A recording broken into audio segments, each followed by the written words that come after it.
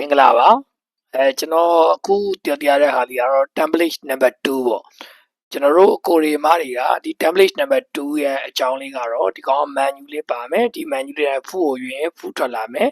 twin ကိုရင် twin ထွက်လာမယ်ဒီ menu လေးကလုံးဝပုံမသုံးဘူးပုံနေမထဲခြင်းဘူးစားတာ menu cast ပဲလုပ်ချင်တယ်ဆိုရင်တော့ဒီ menu လေးပေါ့ဒီကောင်ကရိုးရှင်းပါတယ်ဒီ menu လေးထဲမှာကျွန်တော်တို့ category full category ထဲမှာ full category တွေဒီမှာရှိပါတယ်တကယ်လို့ drink category ဆို drink category ကျွန်တော်တို့ကဒီနေရာမှာထပ်ပြီးတော့အသီးရွက်ကြော်ဆိုရင်အသီးရွက်ကြော် category အကင်ဆိုရင်အကင် category ဒီ menu လေးကနေပြောင်းပြီးလုပ်လို့ရတာပေါ့ကျွန်တော်တို့ကဒီလိုပေါ်လာမယ်ဒါ VR ဆိုင်တို့ဘာတို့မှာဆိုရင်ဒီလိုပုံမထည့်ခြင်းဘူးတော်တော်လွတ်လပ်နဲ့ဒီလိုစာလေးတွေပဲကျန်တယ်ဒီလိုမျိုးပြီးရင်ကျွန်တော်တို့ဒီဆိုင်ရဲ့ location Google Maps ဒါထုံးစံအတိုင်းဒီမှာကျွန်တော်တို့ link လေးတွေဟိုဟာဖုန်းနံပါတ်တွေပါတယ်တကယ်လို့ကျွန်တော်တို့ကဖုန်းဆက်မှာကျင်တာပဲဖြစ်ဖြစ်ပါသေးတယ် Viber လေးနှိပ်ပြီးတော့ကျွန်တော်တို့ကဘာပစ္စည်းလေးမှာကျင်တယ်ဘာညာဒီလိုသုံးလို့ရတဲ့ link လေးပေါ့ဒီကောင်လေးကိုကျွန်တော်တို့ဘယ်လိုထိန်းချုပ်လဲဆိုတဲ့အကြောင်းလေးကိုကျွန်တော် back office ကိုရှင်းပြပေးချင်ပါတယ်customer query တွေအနေနဲ့ကျွန်တော်အရင်ဆုံးဒီ template number 2ကိုသုံးမယ်ဆိုရင်ကျွန်တော်တို့ Gmail တစ်ခုပေးထားမယ် password ထည့်လိုက်မယ်ဒီပုံစံလေးကျွန်တော်တို့ဒီ link လေးပေးထားပါမယ်ကျွန်တော်တို့ပေးထားတဲ့ link လေးအတိုင်းနှိပ်လိုက်ပြီးဆိုရင်ဒီပုံစံလေးပေါ်လာမယ်ဒီနေရာမှာကျွန်တော်တို့ Gmail ရဲ့ password ရဲ့ဖြည့်လိုက်မယ်ကျွန်တော်တို့ပေးထားတဲ့ဟာပေါ့ login ဝင်လိုက်ပြီးဆိုရင်ကျွန်တော်တို့ဒီပုံစံအတိုင်းလေးတွေ့ရပါမယ်ကျွန်တော်တို့ကဒီနေရာမှာကြက်နဲ့ပေါ်ခြင်းနဲ့ဆိုရင်တော့ကျွန်တော်တို့ဒီနေရာလေးကိုကြက်လို့ရွေးလိုက်ပါတကယ်လို့ကျွန်တော်တို့က US American Dollar နဲ့ပေါ်ခြင်း American Dollar Singapore Dollar Thai Baht နဲ့ပေါ်ခြင်း Thai Baht ပေါ့ဒီလိုမျိုးရွေးချယ်လို့ရပါတယ်ဒီကောင်ကိုဒီ back office ကိုကျွန်တော်တို့မြန်မာလိုသုံးစွဲမယ်ဆိုလဲမြန်မာလိုပြောင်းလိုက်လို့ရပါတယ်ဒီလိုမြန်မာလိုသုံးစွဲခြင်းနဲ့ဆိုလဲရပါတယ်ဒါဖုန်းလေးထဲမှာနေရမယ့် view လေးပေါ့ဒါလေးကတော့ကျွန်တော် computer view နဲ့မတရားတော့ပါဘူးဖုန်း view နဲ့ပဲပြပေးတာဒါ iPhone Pro Max ဖုန်း view ပေါ့ကျွန်တော်တို့ computer မှာဆိုရင်ပို့ပြီးတော့ရိုးရှင်းလွယ်ကူပါတယ်ဖုန်းမှာဆိုလဲလွယ်ကူပါတယ်ဒီလိုအနေထားလေးပါ dashboard ပါဒီ dashboard ကဘာမှလုပ်စရာမလိုပါဘူးဒီမှာရှိတဲ့15ရက်တလ2026ဆိုတာကကျွန်တော်တို့ဒီဟာလေးကိုစတင်သုံးတဲ့နေ့လေးကိုပြပေးမယ်ဒီ template လေးက active ဖြစ်နေမယ်ကျွန်တော် short info မှာဆိုရင်ကျွန်တော်တို့ sign နာမည်လေးထည့်လိုက်မယ် midnight boundary ပေါ့ကျွန်တော်တို့ဒီနေရာမှာ midnight boundary ဆိုပြီးတော့ boundary ဆိုပြီးတော့ကျွန်တော်တို့ပြနေမယ်ဒီနာမည်လေးပေါ့ပြီးရင်ဒီအောက်မှာအဲ့နာမည်လေးက business ဆိုပြီးတော့ဒီလိုနေရာလေးမှာလည်းထပ်ပေါ်မယ်ဒီနေရာလေးမှာကျွန်တော် description ထည့်ရေးစရာမလိုပါဘူးကျွန်တော်တို့ address တွေထည့်မယ် email ထည့်မယ် Google Map link ထည့်မယ်ဖုန်းနံပါတ်3လုံးထည့်မယ်ပိတ်ချိန်ပွင့်ချိန်တွေကျွန်တော်တို့ထည့်မယ်ပြီးရင်ကျွန်တော်တို့ logo ပေါ့ကျွန်တော်တို့ logo ဒီလိုနှိပ်လိုက်ရင် logo လေးကို upload လုပ်လို့ရမယ် logo ထည့်မယ် social media link Facebook ရှိရင် Facebook ထည့်မယ် Instagram ရှိရင်ထည့်မယ်မရှိရင်မထည့်ဘူးကျွန်တော်တို့ TikTok ဒါ link နဲ့နှိပ်ပြီးတော့ကျွန်တော်တို့ပြီးသွားပြီဆိုရင်တခုခုဒီမှာဆိုရင်ကျွန်တော် WhatsApp ရှိတဲ့အတွက် WhatsApp လေးကိုကျွန်တော်ထည့်လိုက်မယ် WhatsApp ထည့်မယ်ကျွန်တော်တို့ WhatsApp ထည့်မယ်ဆိုရင် http ကျွန်တော် WhatsApp ပေါ်ဒါ WhatsApp လေးကိုကျွန်တော်ထည့်လိုက်ပါမယ်WhatsApp လေးကိုထည့်ပြီးကျွန်တော် save လုပ်လိုက်ပါမယ်ဒါ WhatsApp က link က invalid ဖြစ်နေတယ်ဆိုပြီးတော့ကျွန်တော်သိချာမထည့်ထားလို့ပေါ့ဒါ WhatsApp ကိုကျွန်တော်တို့ထည့်လိုက်လို့ရပါတယ်ကျွန်တော်တို့ဆက်လက်ပြီးတော့တကယ်လို့ short info ပြီးသွားပြီဆိုရင်ကျွန်တော်တို့ product ပေါ့ product မှာကျွန်တော်ဒီမှာဆိုရင် category ကဒီမှာကြည့်လိုက်မယ်ဆို food နဲ့ drink ပဲရှိတယ်ကျွန်တော်တို့ဒီမှာဆိုရင် category ကလည်း food နဲ့ drink ပဲရှိပဲ drink ထဲမှာ drink item တွေရှိတယ်ကျွန်တော်တို့ food ထဲမှာ food ရဲ့ item တွေရှိပါတယ်ကျွန်တော်တို့ food နဲ့ drink နဲ့နောက်မှာကျွန်တော်တို့alcohol ဆိုပြီးတော့မယ် alcohol alcohol ပေါ့ကျွန်တော် alcohol ကိုကျွန်တော် save လုပ်လိုက်မယ် save လုပ်လိုက်မယ်ဆိုရင် alcohol အောက်မှာ item ရှိတဲ့အတွက်ဒီမှာ item လေးပေါ်နေမယ်ကျွန်တော်တို့ကဒီ midnight boundary မှာကျွန်တော် refresh လုပ်လိုက်မယ်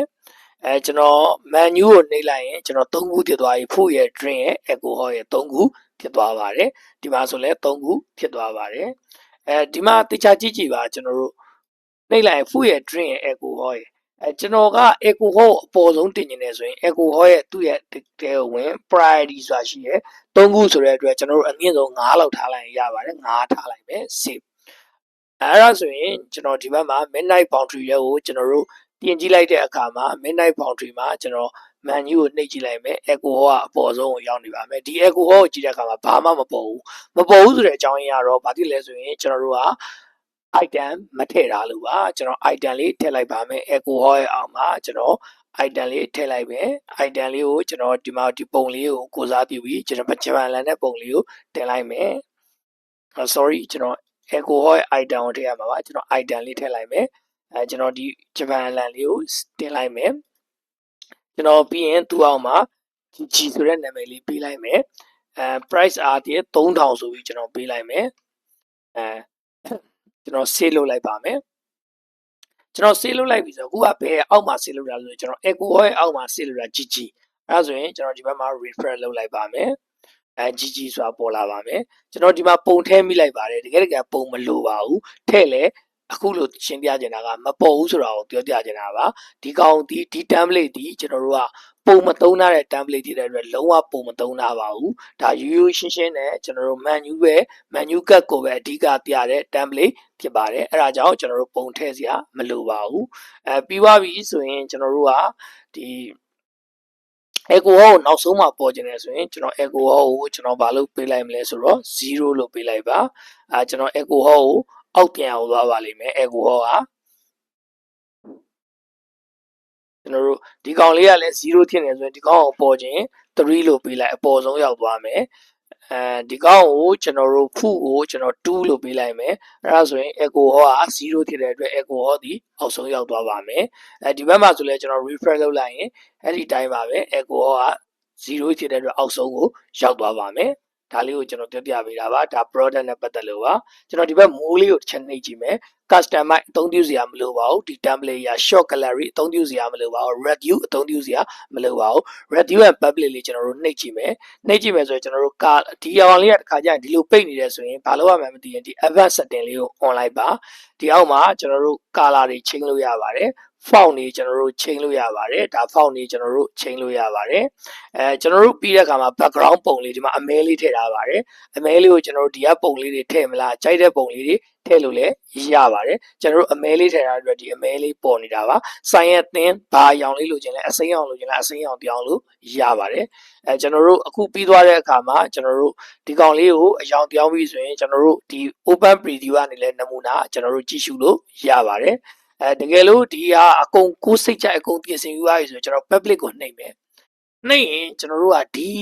QR menu လေးကိုကိုယ်ဆိုင်ရာအနီအောင်အဓိကသုံးလို့ကျွန်တော်အနီအောင်လေးဒီဘက်ကိုဆွဲပြီးတော့အနီအောင်လေးဖြစ်ထားလို့ရပါတယ် QR design လေးကိုလည်းကိုကြိုက်တဲ့ပုံစံလေးထားလို့ရပါတယ်ကျွန်တော်ပြောပြချင်တာကဒီ QR ကိုကျွန်တော်ဒီအောက်မှာ download ဆွဲလိုက်ရင်ကျွန်တော်တို့ gallery ထဲရောက်သွားမယ်ဒီ QR လေးကိုဘယ်နေရာမှာအသုံးချမလဲ QR လေးကိုကျွန်တော်တို့လိပ်စာကတ်တွေမှာထည့်မယ်ကျွန်တော်တို့ရဲ့ဇပွဲဝိုင်းနေစားတော့ဆိုင်ရဲ့ဇပွဲဝိုင်းဝိုင်းတိုင်းမှာ QR stand လေးနဲ့တင်ထားမယ်အောက်ကရေးပေးထားမယ် Viber နဲ့မှာလို့ရတယ်customer တွေကိုကျွန်တော်တို့ဘောင်းချဖွင့်ပြီးဘောင်းချပါဒီ QR လေးထည့်ပေးလိုက်မယ်အိမ်ကနေပြီးတော့ Viber ကနေပြီးတော့ကြိုတင်မှာယူလို့ရတယ်ကျွန်တော်တို့ဆိုင်ဘုတ်တွေမှာတက်လို့ရတယ်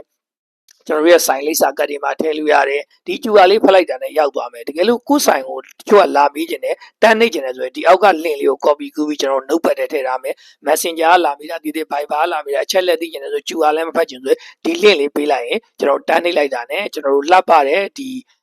template website လေးတွေကိုရောက်ရှိသွားပါမယ်ဒီကနေမှတစ်ဆင့် customer က menu ကနေကြိုက်တာရွေးပြီးတော့အသုံးပြုလို့ရပါတယ်ကြိုက်နေတဲ့တယ်ဆိုရင်ဒီ Viber ကနေပြီးတော့မှာလို့ရမယ် Telegram မှာလို့ရမယ်ကိုယ့်ရဲ့ Facebook မှာကြည့်လို့ရမယ်ဖုန်းဆက်ပြီးမှာလို့ရမယ်မလာတဲ့ရင် Google Map ကိုနှိပ်လို့ရပါမယ်ဒါကကျွန်တော်တို့တွေ့ရတဲ့ template number 2လေးပါဒါအားလုံးလည်းအဆင်ပြေပါမယ်လိုအပ်ကြနေရှိခဲ့ရင်ကျွန်တော်တို့ကျွန်တော်တို့ supporting group ကနေပြီးတော့ကျွန်တော်လိုအပ်တာကိုလည်းမေးလို့ရပါတယ်ကျွန်တော်တို့ပြန်လည်းဖြေချပေးပါမယ်အားလုံးနေကောင်းကျန်းမာချမ်းသာကြပါစေ